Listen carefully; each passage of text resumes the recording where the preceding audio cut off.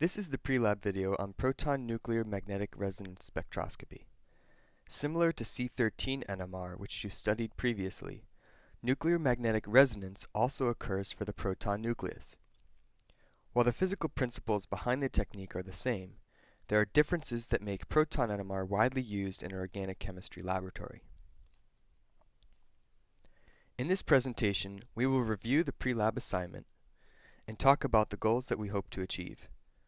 We will then review background information on NMR and finally introduce proton NMR as a new analytical tool, which will include the topics of chemical shift, integration, and coupling. The pre-lab assignment for this week is different than other experiments. You should read the assigned chapter on NMR and techniques in organic chemistry, and also read the spectroscopy chapter in Carey and Giuliano. You should watch and review the C13 NMR spectroscopy video posted on the course website, since many of the themes of C13 NMR are transferable to proton NMR. Since we will not be performing any wet chemistry, there is no notebook write-up for this experiment. Rather, a problem set will be distributed at the end of our discussion. The goals of this experiment are as follows. You should be able to understand the differences between C13 and proton NMR. Second, you should be able to predict the number of magnetically equivalent proton in a molecule. Third, you should be able to identify the major structural factors affecting chemical shift. You should be able to predict the splitting pattern and integration for a molecule, and finally be able to interpret NMR spectra and propose molecular structures using this data. Nuclear magnetic resonance spectroscopy involves the absorption of low-energy radio waves. Radio waves cause nuclear spin transitions, and NMR will detect what happens when this energy is released in the presence of a magnetic field. Recall that for a proton, the spin quantum number I is equal to 1/2. Like carbon, there are two spin states, plus 1/2 or the alpha state, and minus 1/2 or the beta state. Remember also that in the absence of a magnetic field, all of the spin states are degenerate. The orientation of the spins are completely random and they are equal in energy. But since nuclei are themselves charged and moving, they possess angular momentum and thus generate a magnetic field. This causes the states to lose their degeneracy when an external magnetic field is applied. Each of the spins aligns with a magnetic field for alpha, which is lower in energy, or against the magnetic field for beta, and the number of spins in the alpha state is slightly more than the beta state. This is an important distinction and is the only reason why NMR works. If we were to plot energy versus the applied magnetic field, we see that as the magnetic field gets bigger, the difference between the alpha and beta states also gets bigger proportionally. Absorption of an appropriate wavelength of light, then, will cause a spin to flip from the alpha state to the beta state. For organic molecules, radio waves are energetic enough to promote this transition. The Lamarr equation relates the frequency of this transition to the applied magnetic field. It is defined by the frequency of the transition being equal to gamma over 2 pi times the magnetic field. This frequency is different for each nucleus, with the distinguishing factor being the gamma value. In our case, the magnetic gyric ratio for a proton is about 4 times that of carbon. As you can see, the physics behind all of this is very similar for proton and carbon, but what makes proton different functionally? For starters, proton has 99.9% abundance in nature, as opposed to 1.1% for C13. This increases the signal-to-noise ratio of the readout, allowing one to use smaller sample sizes and fewer spectrometer scans. Second, the magnetogyric ratio gamma for a proton is 4 times that of C13. This means that the Lamarr frequency will be different and there will be no overlap with other nuclei. Third, the spectral window for proton is much smaller. Typically, we scan from 0 to 12 parts per million to observe most resonances. Next, in proton NMR, the area underneath the peaks correlates with the number of proton nuclei that are magnetically equivalent. Thus, they will have the same chemical shift, and everything is additive. Finally, indirect coupling or splitting occurs when a proton is within 2 to 3 bonds of other magnetically unique protons. This allows you to deduce what the connectivity of the molecule actually is. So let's review some of the factors that affect the number and types of peaks we see in the NMR spectrum. The first thing we need to worry about is something known as magnetic equivalency, which you have seen before. The total number of resonances for a particular nucleus may not exceed the total number of those nuclei in the molecule, but it may be less. This happens when there is symmetry in the molecule, for example when there are mirror planes or rotational axes. Let's look at a few examples and determine how many signals would exist in the NMR spectrum for proton. Benzene has the structure shown here. Since it has 6 hydrogen atoms, its NMR spectrum could have a total of 6 signals maximum.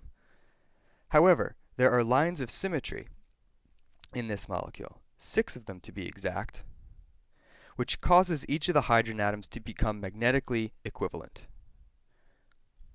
Therefore, we only see one signal in the NMR spectrum for benzene. All of the proton nuclei are magnetically equivalent and share the same frequency. The next example is 1,2-dimethylbenzene. There are a total of 10 hydrogen atoms, so the maximum number of signals is 10. However, there is a mirror plane through the center of the molecule, and the protons on the methyl groups are rotating about that sigma bond very, very fast, so they are also identical. This reduces the number of signals to 3. The methyl groups are identical, as are the protons labeled 2 and 3. In the next example, 1,3-dimethylbenzene, there are still 10 signals maximum, but this time there is a mirror plane that bisects the molecule in which 2 of the hydrogen atoms sit directly on the mirror plane. The number of signals that we see is 4 because the nuclei that are on the mirror plane are unique. So protons labeled 1 and 4 are unique, while protons 2 and 3 have an accompanying partner opposite the mirror plane. In certain cases, there is no element of symmetry. This molecule is caffeine, which has 10 protons that could be magnetically unique. However, there are no planes or axes of symmetry in this molecule, so we observe only 4 signals total. Another factor that affects the NMR spectrum is the chemical shift, which tells us about the electron density around a particular nucleus. This allows us to deduce the molecule's connectivity. The typical proton NMR spectrum has a spectral width of 0 to 12 parts per million. We normally dissolve our sample in deuterochloroform, which will give its own signal at 7.26 parts per million. The right-hand side of the spectrum, or lower parts per million, is called upfield, and the nuclei in this region are considered shielded. While the left-hand side of the spectrum, higher ppm, is called downfield, we say that these nuclei are deshielded. Recall from our discussion of C13 NMR that the Lamar equation will take into account small changes in the local magnetic environment, which will change the resonant frequency ever so slightly. How does this happen? Well, when deshielding occurs, the local environment will reduce the full effect of the applied magnetic field. This happens when more electron density surrounds a particular nucleus. Shielding will shift nuclei upfield. Deshielding, on the other hand, will shift nuclei downfield because now the nuclei are experiencing the full effect of the magnetic field, or perhaps even more. Nuclei that do not have a lot of electron density around them will thus be shifted downfield. So what kinds of structural factors influence downfield or upfield shifting? The first is induction through the sigma network. Consider the molecules tetramethylsilane, methanol, and a aliphatic amine. The dipole moment of the carbon-silicon, carbon-oxygen, and carbon-nitrogen bonds are quite different and are based on electronegativity.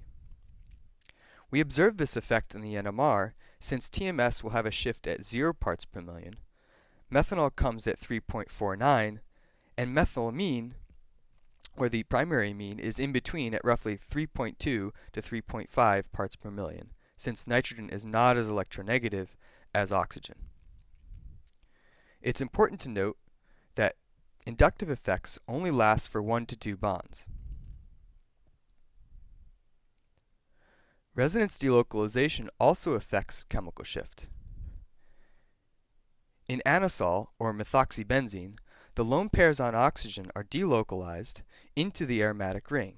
We can draw a resonance structure that places negative charge on the carbon atom, and then draw 2 more resonance structures that place negative charge on alternating carbon atoms. The net result is that each of these carbon atoms will have a partial negative charge. This means that there is more electron density at those positions. The protons attached to these carbons will perceive this increased electron density and resonate more upfield. Indeed, the ortho and paraprotons lie more upfield than the metaproton. The third factor is substitution. Similar to electronegativity effects, substitution has a deshielding effect. Methyl, methylene, and methine protons have different chemical shifts. Increasing the substitution will shift the resonant frequency downfield. Thus, the trend is that methine protons are most downfield, followed by methylene, then methyl. Magnetic anisotropies will also influence chemical shift. Electron movement in bonds will create magnetic fields, which of course can change the local environment of a particular nucleus. Consider benzene, in which I have drawn out 2 of the hydrogen atoms.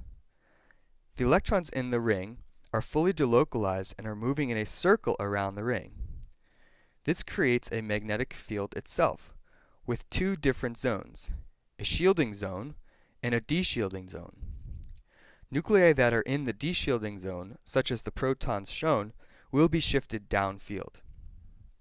Any nucleus in the shielding zone will be shifted upfield.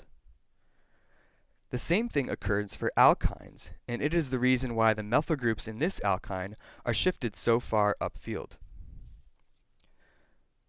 Another example is the ketone, whose carbon atoms lie in the deshielding zone and are thus shifted more downfield. Finally, hybridization has an effect on proton resonance. Protons on sp3 hybridized carbons have a chemical shift of 0.7 to 1.5 parts per million, but protons on sp2 hybridized carbons resonate more downfield at roughly 5 parts per million. We can explain this shift by examining the electronegativities of these carbon atoms. Since sp2 hybridized carbons are more electronegative because they possess more s character, they deshield the proton that is connected.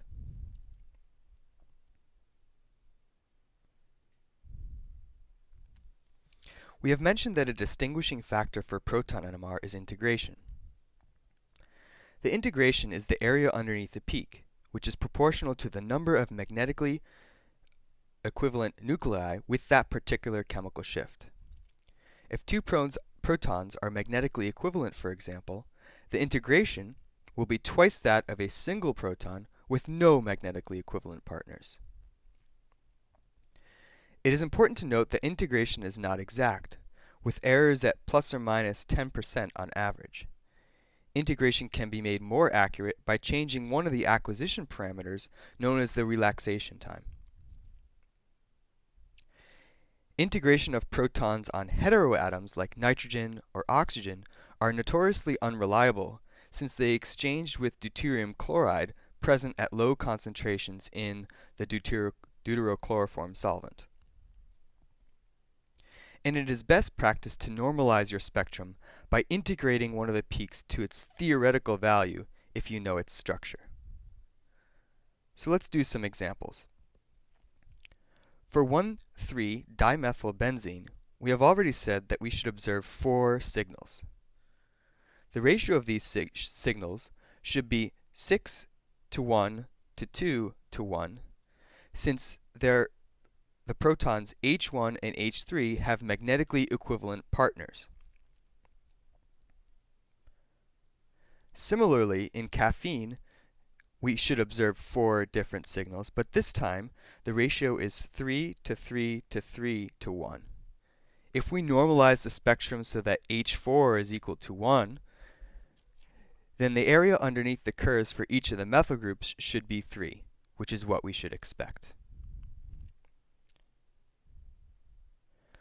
One final parameter that distinguishes proton from C13 is indirect coupling or splitting.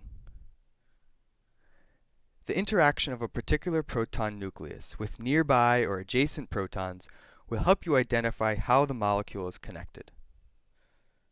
For example, let's say that we have this molecule, which contains 2 protons, HA and HB. These protons are magnetically unique and lie far apart from each other.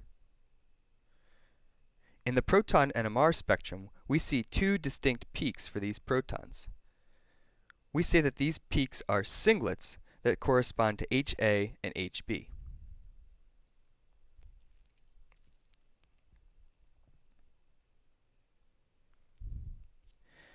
But now let's say we have the isomer that places HB and HA close to one another.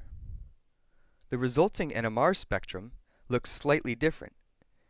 Instead of singlets for each proton, we now see additional peaks known as doublets, in which the signal has been split in half for each of the protons.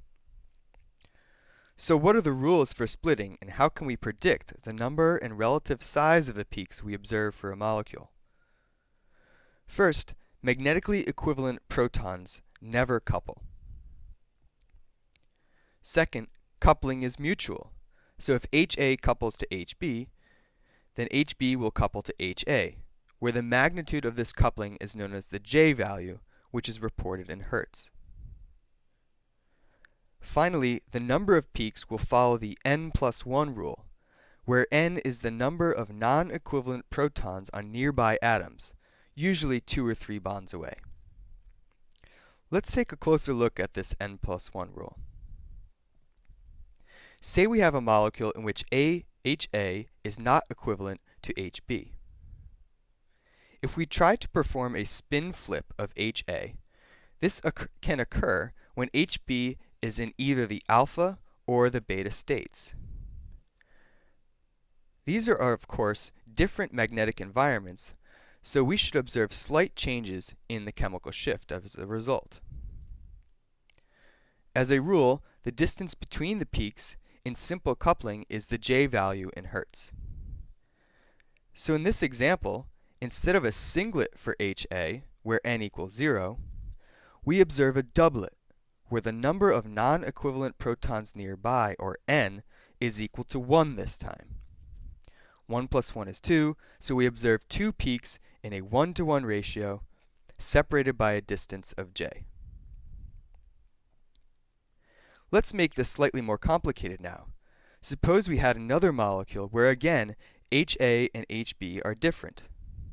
But this time there are 2 HB protons, labeled HB1 and HB2. What are the possible spin states for HB1 and HB2 if HA is undergoing a spin flip? Well, HB1 and HB2 could both be in the +1/2 state. There are 2 possibilities in which one of those protons will be in the +1/2 and the other will be in the -1/2 state. And then there is the possibility that both protons will be in the -1/2 state. Adding up these values will give you the splitting pattern, where again the distance between the peaks is J. There are now 3 peaks total, where the central peak lies at the true chemical shift, but 2 more peaks lie as satellites at plus 1 J value or minus 1 J value.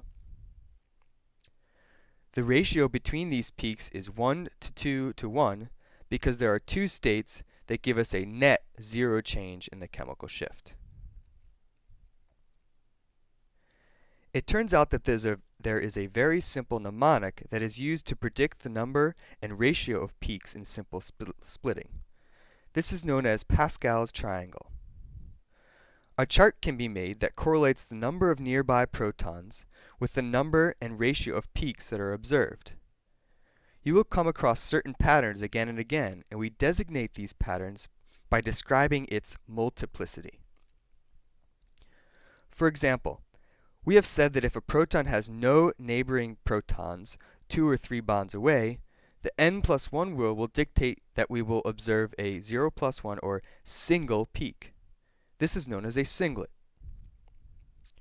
When one proton is nearby, the resonance is split into 2 peaks in a 1-to-1 ratio, known as a doublet. When 2 peaks are nearby, we observe a triplet, which is 3 peaks in a 1-to-2-to-1 ratio. Next comes a quartet, followed by more complex splitting patterns that we normally designate as multiplets. Notice that there is no simple splitting pattern when n is equal to 5. This is because there is no way that you can have a nucleus that is coupled to 5 magnetically equivalent protons. The splitting pattern is much more complex and is something we will cover at a later time. Finally, we must discuss the effects of stereochemistry on proton NMR. There are a few terms that we must be familiar with, the first of which is enantiotopic. Enantiotopic protons have the same chemical shift. Let's say you have butane. Protons A and B lie on 2 different faces of the molecule, and you might think that they should have different chemical shifts. But you should recognize at this point that there is a mirror plane that completely bisects the carbon backbone, so HA and HB are equivalent. Another way of looking at this is to replace HA with a deuterium, and then to replace HB with a deuterium, and then compare these 2 structures stereochemically. When you do this, you will notice that the structures are enantiomers of each other. Since enantiomers have identical physical properties, the NMR spectra will also be identical. Therefore, HA and HB are equivalent and will have the same chemical shift. Contrast this to diastereotopic protons, which will have different chemical shifts. If we take 2-chlorobutane, in which I have drawn only a single enantiomer, if we were to perform the same analysis by replacing HA and HB with deuterium atoms, you will see that the resulting molecules are diastereomers. Since diastereomers have different physical properties, their NMR spectra will be different. Therefore, HA and HB are magnetically unique and will have different chemical shifts. As an example, let's take a look at the following complex structure and determine how many signals we should see in the proton NMR spectrum. There are 12 protons total, so the maximum number of signals we should see is 12. But there is a plane of symmetry through the center of the molecule. We observe only 7 signals.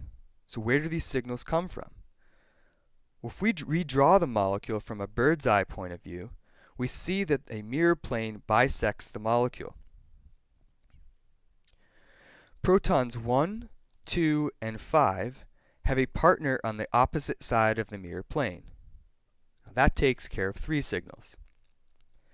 Protons 3 and 4 are different because they are diastereotopic, but they each have a partner on the opposite side of the mirror plane.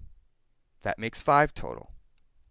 Finally, protons 6 and 7 lie directly on the mirror plane, but one of them points towards the anhydride while the other points towards the alkene, making them also diastereotopic. These are different magnetic environments, and thus protons 6 and 7 are unique. In total, there are 7 total signals. That concludes our discussion of proton NMR spectroscopy.